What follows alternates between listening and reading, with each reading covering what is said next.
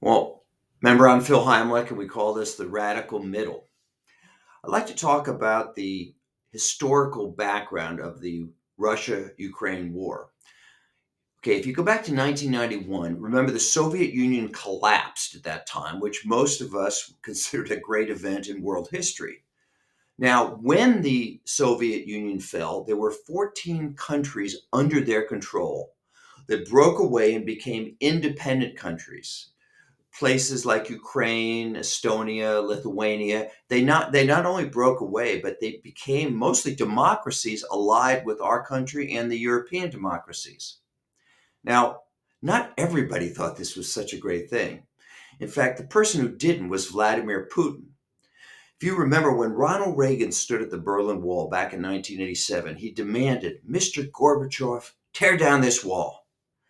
Well, Putin was a KBG agent in East Germany at the time, and he has said he believes that the fall of the Soviet Union was one of the most tragic events in world history. So when he became leader of Russia in 2000, he decided he wanted to rebuild the Soviet Empire and gobble up those countries around him that had broken away. His number one target has been Ukraine. So he began sending in Russian soldiers without Russian uniforms. They called them little green men to disrupt Ukraine, blow up things, that kind of stuff. And then in 2014, he annexed an area of Ukraine known as Crimea. Annexed means you conquer basically without much opposition.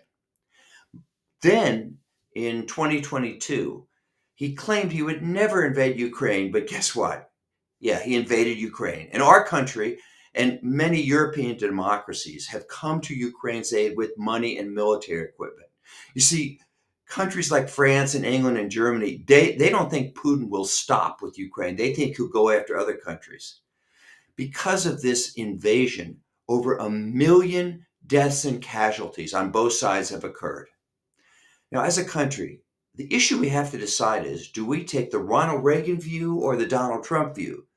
Ronald Reagan believed that our country had a duty to stand up for democracies that were attacked by brutal dictators.